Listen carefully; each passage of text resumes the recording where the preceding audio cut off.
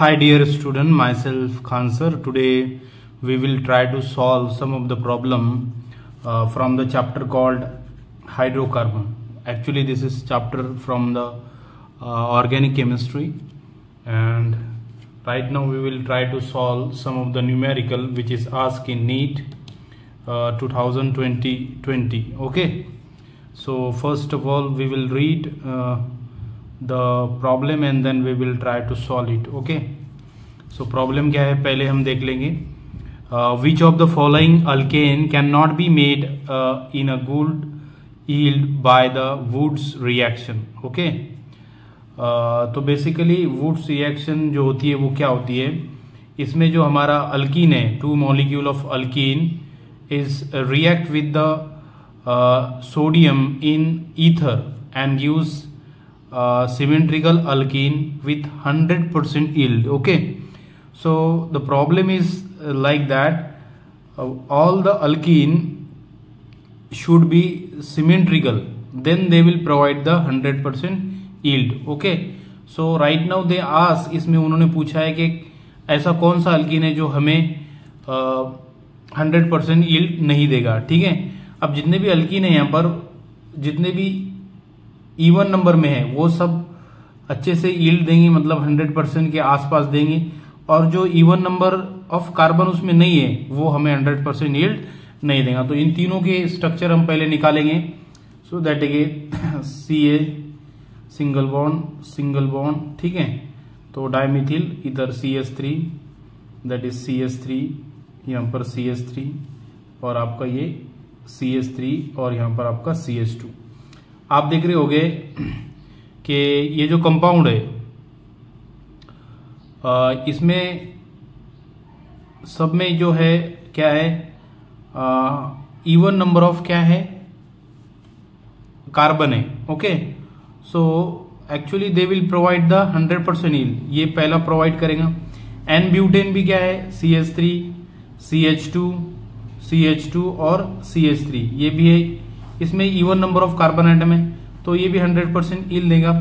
लेकिन अगर आप एन हेप्टेन को लेंगे तो उसमें कितने हैं, दैट इज 7 क्या है आपके कार्बन है. सो दैट्स वाई वो आपको 100% यील्ड नहीं देगा with symmetrical alkane. So that's why जिस भी अल्केन में अगर 100% यील्ड हमें चाहिए वुड्स रिएक्शन में, तो हमें अल्केन ऐसा यूज करना है, अल्किल हैलाइड, जिसमें इवन नंबर ऑफ क्या है चाहिए, कार्बन एटम चाहिए, 2, 4, 6, 8 इस तरह से. अगर वो हो गए तो 100% हमें यील्ड होगी. सो दैट्स वाई हेप्टेन में कितने हैं, 7 कार्बन. सो दैट्स वाई वो हमें सिमेट्रिकल अल्कीन नहीं देगा, 30% ही देगा, 33%. ओके, सो हमारा प्रॉब्लम यहाँ पर सॉल्व हो गया. ठीक है, हाँ. नेक्स्ट क्वेश्चन क्या है हमारा, देखिए नेक्स्ट क्वेश्चन में हमें क्या पूछा है कि the alkane gives only one monochlorochlorination with Cl2 in the presence of diffuse sunlight. ठीक है, आपको बताना है, ये एग्जांपल हमें पूछा है 2019 में नीट की एग्जाम में. इसमें नीचे दिए गए तीनों अल्केन में, चारों अल्केन में से हमें ये बताना है कि कौन सा अल्केन हमें मोनो मतलब एक क्लोरीनेटेड क्या देगा, हमें हेलोजन मतलब हेलो अल्केन कौन सा देगा जिसमें एक क्लोरीन होगा ओनली. ठीक है, तो चारों के स्ट्रक्चर हमने यहां पर निकाल लिए. ठीक है, दैट इज 2,2 डाइमिथिल इथेन ये है. ठीक है, और ये है आपका नियोपेंटेन. ठीक है, उसके बाद है आपका ये है आपका एन पेंटेन और ये है आपका आइसोपेंटेन. ठीक है, तो बेसिकली आप देख रहे होंगे कि जिस भी अल्केन में डिस्ट्रीब्यूशन ऑफ हाइड्रोजन जो होगा वो इक्वल होगा चारों साइड. देखिए आप इस कार्बन के यहाँ पर 3 है, यहाँ पर भी 3 है, यहाँ पर भी 3 है, यहाँ पर भी 3 है. तो जिसमें इक्वल डिस्ट्रीब्यूशन ऑफ हाइड्रोजन होगा वो हमें मोनोक्लोरिनेटेड अल्केन देगा. ठीक है, इसमें देखिए आप यहाँ पर क्या है, 3 है, इधर 3 है, इधर 1 है, इधर 2 है, 5 है इधर. ठीक है, इसमें भी देखिए इधर 3 है, इधर 3 है, इधर 3 है और इधर 5 है. ठीक है, तो इसमें देखिए आप,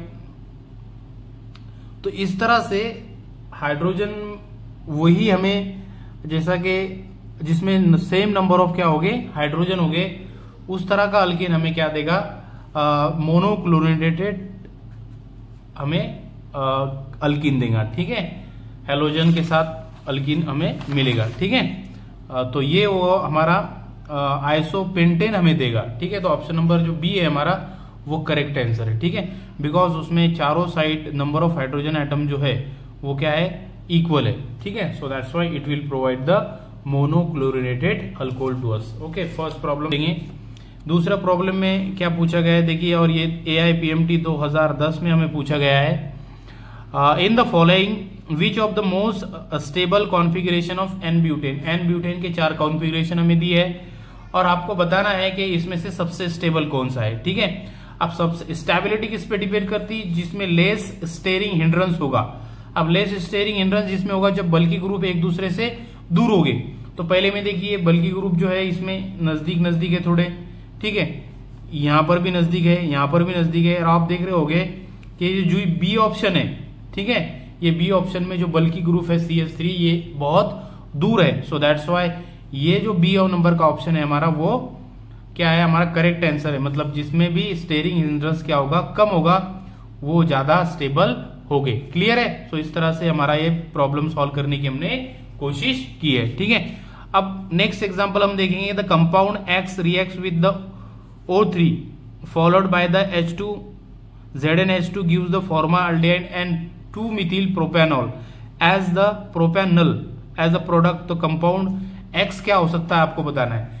जैसे कि O3 आपको यहां पर दिख रहा है, तो बेसिकली ये क्या है, ओजोनेलिसिस है। ठीक है, ओजोनेलिसिस जब आपकी 3-methyl क्या है आपकी 1 2 और ये 3-methyl क्या है आपका 3-methyl 1-butene जो होगा उसके साथ अगर आप ओजोनेलिसिस करेंगे तो इस तरह से आपको ये प्रोडक्ट फॉर्म होगा यहाँ पर। ठीक है, बेसिकली इस तरह से, और फिर बाद में क्या होगा, यहां से बॉन्ड ब्रेक होगा, ये जो ऑक्सीजन है ये इसके साथ डबल बॉन्ड प्रिपेयर कर लेगा और ये ऑक्सीजन इसके साथ डबल बॉन्ड प्रिपेयर करेगा, यहां से वाटर का एक हाइड्रोजन आएगा और हमें क्या मिलेगा, प्रोपेनल 2-methyl प्रोपेनल मिलेगा। ठीक है, और उसके साथ हमें मिलेगा फॉर्माल्डिहाइड। तो ऑप्शन नंबर जो डी है हमारा 3-methyl ब्यूटीन 1-ene जो हमारा ऑप्शन है। ठीक है, सो आई होप आपके ये समझ में आ गया होगा। हमको इसमें बताना था कि हमारा जो रिएक्टेंट है वो कौन सा होगा, तो हमारा रिएक्टेंट क्या होगा, दैट इज 3-methyl ब्यूट 1-ene हमारा क्या होगा, रिएक्टेंट होगा। ठीक है, हाँ, नेक्स्ट क्वेश्चन हम देखेंगे, the correct structure of 2,6-dimethyl DEC4-ene, उसका स्ट्रक्चर हमें बताना है। अब हम जो हमारा नंबरिंग करेंगे वो नंबरिंग कहां से शुरू करेंगे हम, बेसिकली हम कहां से शुरू करेंगे, हमारा जो डबल बॉन्ड है उसके नजदीक उसको कितना नंबर आना चाहिए, कम से कम नंबर आना चाहिए, वहां से हम हमारी नंबरिंग करना शुरू करेंगे। चलो एक पहला कंपाउंड लेते हैं हम, इसको 1 2 3 4। ठीक है, इसमें डबल बॉन्ड को 4 आ रहा। ठीक है, 1 2 3 4 5 और ये 6, इधर से 1 2 3, यहां पर 3 आ रहा है। ठीक है, तो हमें क्या पूछा है, 2 6। ठीक है, 2 6 1 2 3 4 और ये 5 और ये 6। ठीक है, तो क्या पूछ रहा है, 2 6 2 6। ठीक है, 2 6 डाइमिथिल है, 2 और 6 डाइमिथिल है। क्लियर है? फिर बाद में बोलते हैं डेक, मतलब 10 कार्बन है, ये कार्बन 10, 6 ये 7 8 9 और ये 10। ठीक है, और फिर बाद में डेक 4-ene, मतलब चौथे नंबर पे चाहिए आपका डबल बॉन्ड, तो यहां पर चौथे नंबर पे डबल बॉन्ड है। तो पहला जो ऑप्शन है हमारा वो क्या है, करेक्ट ऑप्शन है 2,6-dimethyl DEC4-ene का जो स्ट्रक्चर है वो पहले नंबर का स्ट्रक्चर है। ठीक है, आई होप आपके समझ में आ गया होगा। ये हो सकता क्या, 1 2 3 4 5 6 7। ठीक है, तो ये कौन सा आ रहा, 1 1 2 और ये 2 4 आ रहा। ठीक है, इधर से अगर करेंगे आप तो कितना आ रहा, दैट इज 1 2 3 4 5 6। ये भी नहीं हो सकता, 1 2 2 और फिर बाद में 1 2 3 4 5 6, ये नहीं आ रहा, यहाँ पर डबल बॉन्ड है तो ये पॉसिबल नहीं है। इसको अगर देखेंगे अपन 1 2 1 2 3 4, ठीक है, 4 पे डबल बॉन्ड नहीं आ रहा, तो ये भी हमारा नहीं है। तो पहला जो ऑप्शन है हमारा वो क्या है, करेक्ट आंसर है। ठीक है, आई होप आपके समझ में आ गया होगा। नेक्स्ट प्रॉब्लम, हमारे 2 प्रॉब्लम अभी बाकी रहे, वो कुछ इस तरह से कि यहाँ पे हमें पूछा है कि 2020 में ये क्वेश्चन पूछा है नीट में। क्वेश्चन क्या है देखिए एक बार, क्वेश्चन में कहा है कि how many sp2 hybridize carbon atom and pi bond are present in following compound. नीचे दिए गए कंपाउंड में कितने sp2 हाइब्रिडाइज कार्बन एटम है और पाया बॉन्ड कितने हैं वो आपको बताना है। ऑप्शन दिए गए आपको 7 और 5, 8 और 6, 7 और 6 और लास्ट का ऑप्शन है आपका 8 और 5। अब काउंट करेंगे हम इस कंपाउंड को, फिर से मैं एक बार लिखूंगा यहाँ पर, ठीक है। इस तरह से ये कंपाउंड है, क्लियर है, चलो। और यहाँ पर आपका ये डबल बॉन्ड क्लियर है।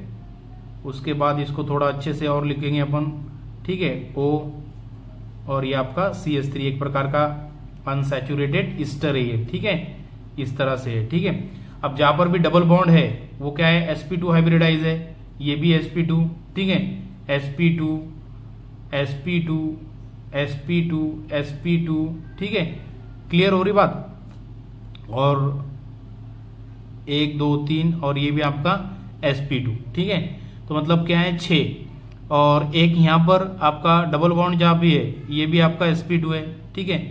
तो sp2 कितने हो रहे हैं, डबल बॉन्ड वाले सब क्या है आपके sp2 हाइब्रिडाइज है। तो ये 2 और 2 4 और 2 6 कार्बन इधर के, मतलब बेंजीन रिंग के, और यहां पर भी आपका क्या है एक sp2 है, क्लियर है।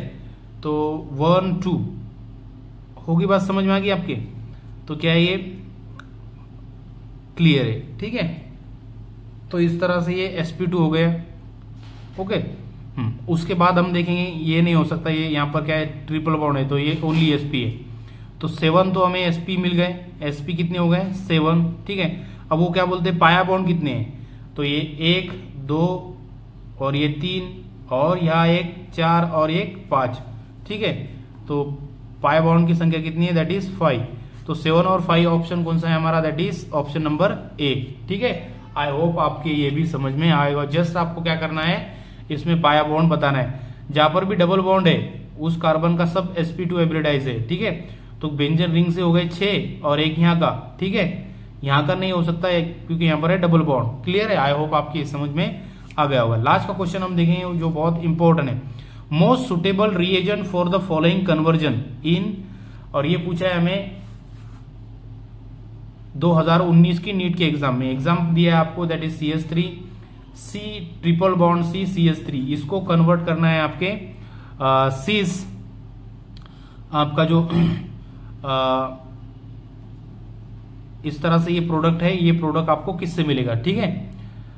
तो देखिए आपका इस तरह का प्रोडक्ट मोस्टली ये PDC क्यूनोलाइन नाम की जो रिएजेंट होता है उससे आप सीन एडिशन कराकर इस तरह का प्रोडक्ट ले सकते हैं। तो ऑप्शन नंबर A जो है हमारा करेक्ट ऑप्शन है, ठीक है। आपको याद रखना है जब भी सीन एडिशन होगी तो जो रिएजेंट होगा दैट इज PDC क्यूनोलाइन और H2 उसके साथ होगा। आई होप ये भी आपके समझ में आ गया होगा, ठीक है।